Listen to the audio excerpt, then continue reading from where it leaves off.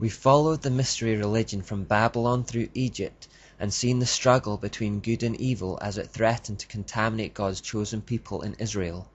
We've seen how God kept showing the Israelites that he was their God and to stay with him, and how he even went as far as to defeat Baal in a direct confrontation to prove his point in front of the whole nation.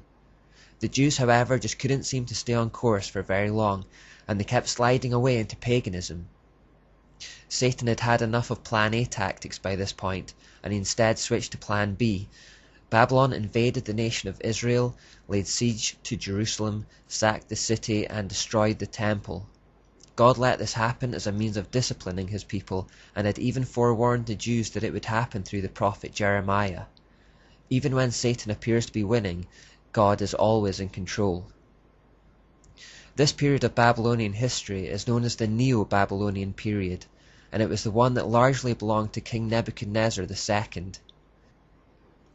Around 610 BC, Nebuchadnezzar was a ranking staff officer within the Babylonian army who oversaw the restoration of the Temple of Marduk, king of gods, in the Babylonian pantheon. He then rose to power around 604 BC and set about expanding the empire by conquest. He embarked on a number of campaigns to subdue and conquer surrounding nations, and it was in 590 BC that he attacked Jerusalem. From this victory, he took around 10,000 captives back with him to Babylon, but these were only those that were considered useful. He took the young men, the princes, the best soldiers, the craftsmen, and the smiths. The rest were left behind. Perhaps the most famous of these young men taken to Babylon were Daniel, Hananiah, Mishael, and Azariah. They were to go through 3 years of training in an education program that would indoctrinate them with Babylonian ideas to make them useful to the empire. To help assimilate them into their new culture and to help swerve their allegiance away from God to the Babylonian gods, they were all given new names. The name Daniel, which means God is my judge, became Belshazzar, which means Bel or Baal, protect his life. Hananiah, which means the Lord shows grace, became Shadrach, which means under the command of Aku. Mishael, which means who is like God, became Meshach, which means who is like Aku. And Azariah, which means the Lord helps, became Abednego, which means servant of Nego, who is God of learning. It was also upon Nebuchadnezzar's return to Babylon at the end of these campaigns that he built this monument, called the Ishtar Gate. It was at the entrance to his great city, and is the name by which Astarte or Asherah had come to be known in Babylon at the time.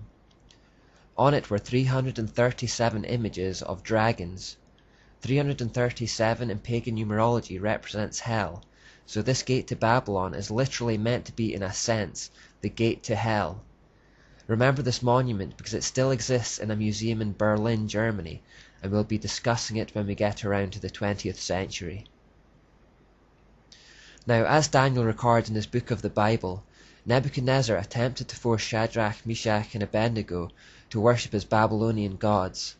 The 3 young men at this point give one of the most stirring speeches in the Bible, and one which conveys the exact same attitude of defiance that we need to foster today.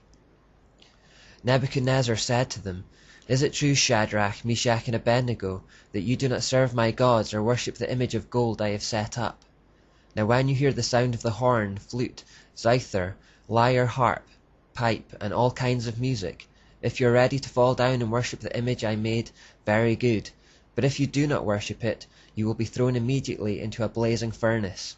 Then what God will be able to rescue you from my hand?" Shadrach, Meshach, and Abednego replied to him, "King Nebuchadnezzar, we do not need to defend ourselves before you in this matter.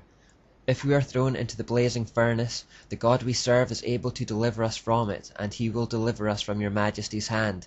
But even if he does not, we want you to know, your majesty, that we will not serve your gods or worship the image of gold you have set up." When they refused, they were thrown into the fiery furnace.